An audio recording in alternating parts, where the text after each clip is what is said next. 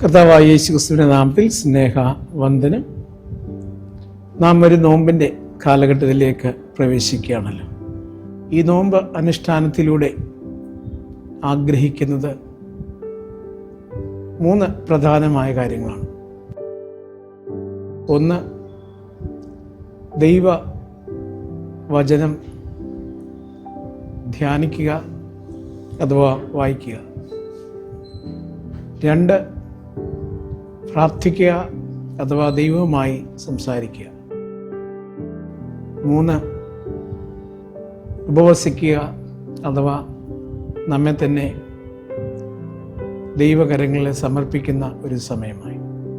നോമ്പിലൂടെ ലഭ്യമാകേണ്ടത് 3 തലങ്ങളിലൂടെയുള്ള ബന്ധങ്ങളുടെ പുനഃസ്ഥാപനമാണ്.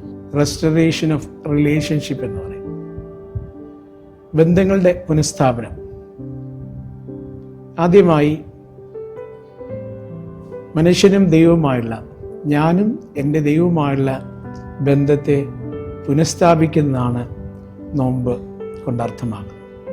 പാപം മൂലം, അനുസരണക്കേട് മൂലം, തെറ്റായ ജീവിതചര്യ മൂലം ദൈവവുമായുള്ള ബന്ധം തകർന്നു പോകുന്നു.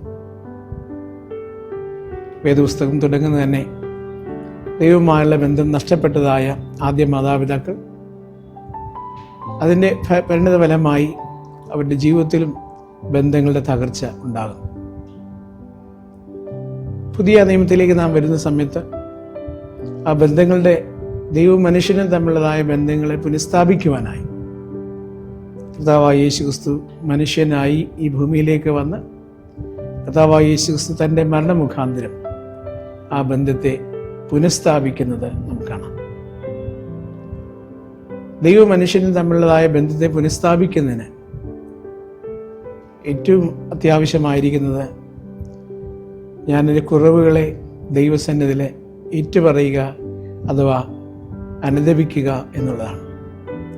ഈ അനുതാപത്തെ സൂചിപ്പിക്കുന്നത് വിശുദ്ധ ലൂക്കോസ് എഴുതിയ സുവിശേഷത്തിൽ കർത്താവായ യേശു ക്രിസ്തു പറഞ്ഞിരിക്കുന്ന ധൂർത്തപുത്രൻ്റെ ഉപമയാണ്.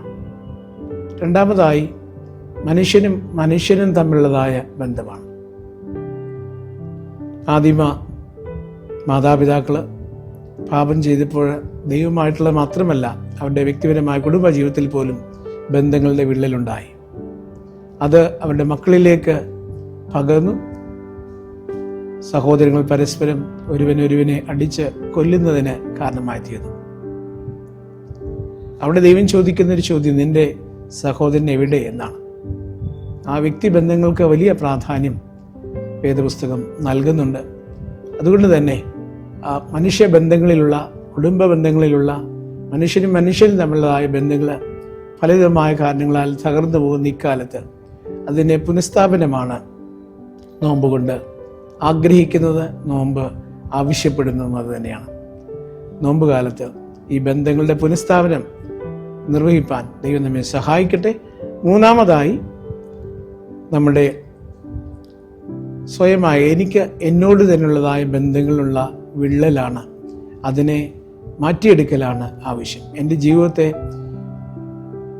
ശാരീരികമായും മാനസികമായും ആത്മീകമായും എനിക്ക് വന്നു പോയിട്ടുള്ളതായ ശൈഥില്യത്തെ മാറ്റി അതിനെ പുനഃസ്ഥാപിക്കുക, എനിക്ക് എന്നോട് തന്നെയുള്ളതായ ബന്ധത്തെ പുനഃസ്ഥാപിക്കുക, ക്രമീകരിക്കുക എന്നുള്ളതാണ് അവിടെ മൂന്നാമതായിട്ട് ആവശ്യമായിരിക്കുന്നത്. അതിന് നാം ചെയ്യുന്നത് നമ്മുടെ ധ്യാനമായിരിക്കാം, വേദപുസ്തക വായനയായിരിക്കാം, അതോടൊപ്പം തന്നെ പ്രാർത്ഥന അതിന് അനിവാര്യമായൊരു ഘടകമാണ്. അതോടൊപ്പം തന്നെ ഈ പ്രാർത്ഥന പോലെ തന്നെ അന്യോന്യം ക്ഷമിക്കുക, എന്നോട് തന്നെ സ്വയവർജനത്തിൻ്റെ സമയമാണ്. അതുകൊണ്ട് സ്വയം വർജിച്ചുകൊണ്ട് നമ്മെ തന്നെ ദൈവസന്നിധിയിൽ സമർപ്പിക്കുവാനും നമ്മെ തന്നെ ശാരീരികവും മാനസികവും ആത്മീയവും ഭൗതികവുമായ എല്ലാ ഒരുക്കത്തിനും ബന്ധങ്ങളുടെ പുനഃസ്ഥാപനം സാധ്യമായി തീരട്ടെ എന്ന് പ്രാർത്ഥിക്കുന്നു. ഈ ത്രിതല ബന്ധങ്ങളുള്ളതായ പുനഃസ്ഥാപനം ഈ നോമ്പിൻ്റെ ലക്ഷ്യമായി തീരാൻ ദൈവം നമ്മെ സഹായിക്കട്ടെ. ദൈവത്തിൻ്റെ പരിശുദ്ധാത്മാവ് നമുക്ക് കൃപ ചെയ്യുമാറാകട്ടെ. നമുക്ക് പ്രാർത്ഥിക്കാം. ദൈവമായ കർത്താവേ, സ്വർഗ്ഗസ്ഥ പിതാവേ, മനുഷ്യനും ദൈവവുമായുള്ള ബന്ധത്തെ പുനഃസ്ഥാപിക്കുവാനായി തൻ്റെ പുത്രനെ ലോകത്തിലേക്ക് അയച്ചുവല്ലോ. പുത്രൻ്റെ മരണത്തിലൂടെ ദൈവം മനുഷ്യനും തമ്മിലുള്ളതായ ബന്ധവും മനുഷ്യനും തമ്മിലായ ബന്ധവും എനിക്ക് എന്നോട് തന്നുള്ളതായ ബന്ധവും പുനഃസ്ഥാപിക്കുവാനായിട്ട് അവിടുന്ന് സഹായിച്ചുവല്ലോ. ഈ നോമ്പ് അതിന് സാധ്യമായി തീരുവാൻ അടിയനെ സഹായിക്കണമേ. യേശുവിൻ നാമത്തിൽ തന്നെ ആമേൻ.